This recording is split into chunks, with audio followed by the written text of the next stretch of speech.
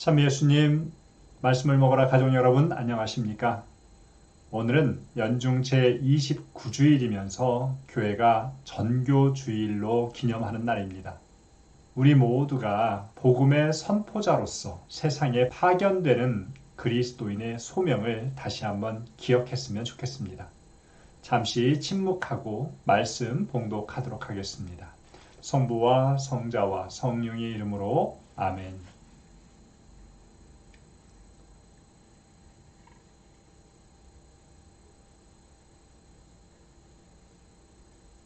은총이 가득하신 마리아님 기뻐하소서. 주님께서 함께 계시니 여인 중에 복되시며 태중의 아들 예수님 또한 복되시나이다. 천주의 성모 마리아님 이제와 저희 죽을 때에 저희 죄인을 위하여 빌어주소서. 아멘.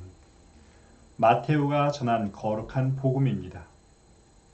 그때 11 제자는 갈릴레아로 떠나 예수님께서 분부하신 산으로 갔다. 그들은 예수님을 뵙고 엎드려 경배하였다. 그러나 더러는 의심하였다. 예수님께서는 그들에게 다가가 이르셨다. 나는 하늘과 땅의 모든 권한을 받았다. 그러므로 너희는 가서 모든 민족들을 제자로 삼아 아버지와 아들과 성령의 이름으로 세례를 주고 내가 너희에게 명령한 모든 것을 가르쳐 지키게 하여라. 보라, 내가 세상 끝날까지 언제나 너희와 함께 있겠다. 성부와 성자와 성령의 이름으로 아멘. 오늘 복음은 마테오 복음의 가장 끝부분에 해당됩니다. 누군가에게 편지를 쓰거나 말을 할 때 시작 부분과 결론 부분은 굉장히 중요하지요. 복음서의 1장에서 소개되었던 임마누엘이라는 단어를 기억하실 것입니다. 오늘 결론 부분에서는 세상 끝날까지 언제나 너희와 함께 있겠다라는 이 말씀으로 임마누엘의 하느님이 다시 한번 강조됩니다. 이 메시지를 기억하면서 오늘 복음 속으로 들어가 보도록 합시다. 오늘 복음은 그렇게 긴 부분이 아닙니다. 그럼에도 불구하고 내용상으로 나누어진다면 조금 구분해 보는 것도 좋겠죠. 오늘 첫 번째 부분에서는 제자들의 모습에 포커스가 맞춰져 있습니다. 예수님께서 분부하신 갈릴레아의 산으로 가서 예수님을 뵙고 경배하였던 그들, 거기엔 더러는 의심하는 사람들이 있었다라고 하는 내용으로 전반부가 형성이 됩니다. 후반부에서는 예수님께서 제자들에게 가까이 다가가십니다. 그리고는 그들에게 3가지의 명령을 선포하시지요. 끝에서는 그들을 향한 약속의 말씀, 언제나 너희와 함께 있겠다는 그 말씀으로 이루어져 있습니다. 내용 속으로 조금 더 들어가 보도록 하겠습니다. 첫 번째 부분 안에서 우선 11 제자의 표현 안에서 멈추어 서게 됩니다. 십자가의 순환을 경험하면서 제자들의 숫자는 1명이 줄어들었습니다. 11라는 숫자는 이스라엘 사람들이 가지고 있었던 숫자의 상징성에서 보았을 때 결핍을 의미합니다. 이 위대하고 장엄한 순간에 제자들의 상태는 결핍이었습니다.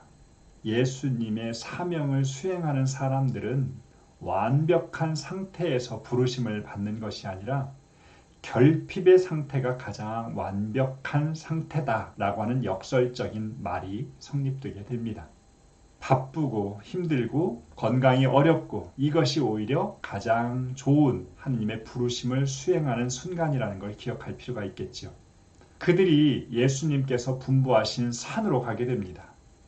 공교롭게도 유다인들이 가지고 있었던 생각은 하느님의 존재는 예루살렘에서 성전에서 바라볼 수 있는 분이었습니다. 그런데 오늘 그 장소가 갈릴레아로 변화됩니다. 베들레헴 마구간에서 태어나신 예수님, 이건 유다인들의 상식에서 벗어나는 것이었듯이 하느님의 모습을 보여주는 그 장소로 선택된 장소는 갈릴레아라고 하는 것을 바라보게 됩니다.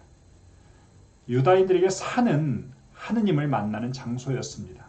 이제 그곳에서 만난 하느님의 모습을 소개하고 있죠. 제자들은 예수님을 보면서 경배했다고 합니다.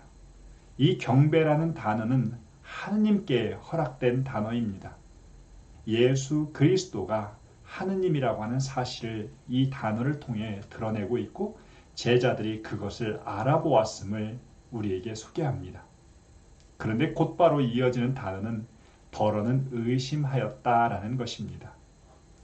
예수님을 하느님으로 믿어서 고백하는 그 믿음은 때로는 의심과 함께 갑니다. 그 여정은 단번에 믿음으로 가는 것이 아니라 계속해서 의심을 동반하면서 가는 여정이라는 것을 우리에게 소개하고 있습니다. 이제 두 번째 단계로 들어갑니다. 예수님께서 제자들에게 다가서십니다. 그리고 이렇게 말씀하시죠. 나는 하늘과 땅의 권한을 받았다. 이제 죽음과 부활을 통하여 하늘의 권한까지 받으셨음을 우리에게 알려줍니다. 제자들을 향하여 내리는 세 가지의 명령이 소개됩니다. 첫 번째, 모든 민족들에게 가서 제자로 삼으라는 것입니다. 단순히 이스라엘 사람들에게, 유다인들에게가 아니라 모든 민족들을 대상으로 이루어지는 것. 이것은 유다인들이 가지고 있었던 사고의 패턴을 넘어섭니다. 하느님은 이제 유다인들의 하느님, 이스라엘의 하느님이 아니라 모든 민족들의 하느님이라는 것. 오늘날 그리스도인들에게도 하느님은 단순히 그리스도인들의 하느님이 아니라 모든 민족들, 피조물과 우주의 하느님이라는 것을 기억해야 할 필요가 있습니다. 아버지와 아들과 성령의 이름으로 세례를 주라고 하십니다. 저는 이 순서가 참 특별합니다. 세례를 주고 그들을 제자로 삼으라는 것이 아니라 제자로 삼고 그들에게 세례를 주라고 하는 이 구조 참으로 흥미롭습니다. 우리의 삶이 이미 주님의 제자가 되어가면서 우리는 세례를 받는다는 것, 이것을 기억할 필요가 있겠죠. 또한 그리스도인이 된다는 것은 삼위일체의 그 하느님 안으로 들어가는 것입니다. 세례를 받는다는 것은 단순히 그분의 이름으로만이 아니라 그 삼위일체의 삶 안으로, 곧 하느님의 역사 속으로 들어간다는 것, 그리고 하느님께서 나의 역사 안으로 들어오신다는 것을 의미하는 것이 세례임을 기억해야 할 필요가 있습니다. 끝으로 예수님께서는 내가 명령한 모든 것을 가르쳐 지키게 하여라 라고 말씀하십니다. 그리스도교는 예수님의 가르침을 전하는 종교가 아닙니다. 그것을 지키도록 하는 것입니다. 이성적인 차원에서만 깨달음을 얻는 것이 아니라 그것이 삶으로 이루어지도록 하는 것. 예수 그리스도의 가치가 머리를 채우는 것으로 끝나는 것이 아니라 그것이 손과 발로 전달되는 것. 그것이 그리스도교의 핵심이라는 것을 기억할 필요가 있겠습니다. 그러면서 예수님께서 끝으로 제자들에게 가장 큰 위로의 말씀 또 약속의 말씀을 들려주십니다. 세상 끝날까지 언제나 너희와 함께 있겠다. 복음 선포를 위해 파견되는 제자들에게 하신 예수님의 약속입니다. 모든 그리스도인들, 세상의 모든 이들을 향한 하느님의 약속. 언제나 너희와 함께 있겠다. 우리 모두가 임마누엘의 하느님을 우리의 삶 안에서 만날 수 있는 것이 필요하겠습니다. 내가 힘들고 어렵고 기쁘고 즐겁고 이 모든 순간에 예수님께서 함께 계심을 믿는 것, 그것이 바로 그리스도인들의 삶인 것입니다. 저는 오늘 복음 말씀을 묵상하면서 전교주일에 대한 묵상을 한번 해보게 됩니다. 과거에는 이 말씀을 잘못 이해하기도 해서 때로는 폭력을 통해서도 누군가에게 세례를 주는 것, 그리고 무조건 교회에 나오게 하고 믿으라고 하는 것, 그것이 전교로 이해했고 또 하나님의 말씀으로 이해했던 순간들도 있었습니다.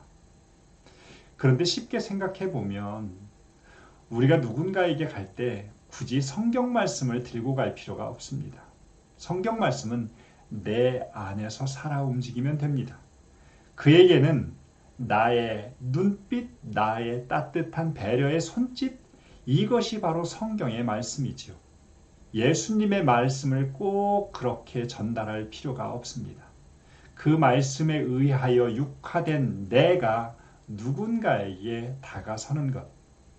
그래서 저는 이 전교주의를 기념하면서 성전 오른편에서 흘러내리는 물이 들어가는 곳마다 모든 열매들과 나무들이 되살아나는 것을 떠올려 보게 됩니다.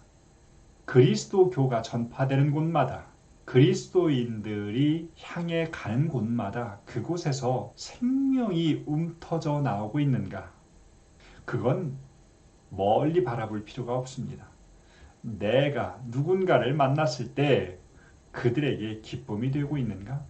그들에게 생명을 전해주고 있는가? 이것을 생각해 볼 필요가 있겠죠. 전교는 바로 하느님의 그 생명의 물이 모든 사람들에게 전달되는 과정입니다.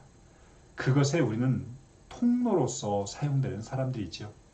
우리의 말을 통해서도 전달될 수 있고, 우리의 미소를 통해서, 우리의 착한 행동들을 통해서, 그리고 예수님의 가치를 내 삶으로 구현하려고 하는 구체적인 모습을 통해서도 하느님의 말씀이 선포된다는 것을 기억할 필요가 있는 것 같습니다. 말씀을 먹어라 이 채널 안에서도 제가 전하는 말보다 제가 전하고 있는 행복한 표정, 이것이 더 강력한 메시지가 될 때가 있지 않습니까? 여러분, 다시 한번 하느님 말씀 안에서 여러분이 기쁜 사람이 되십시오. 그리고 힘들 때 회복하는 능력을 지닌 자가 되십시오. 그리고 그 모습으로 세상 사람들과 만나십시오. 그것이 전교가 아닐까 싶습니다.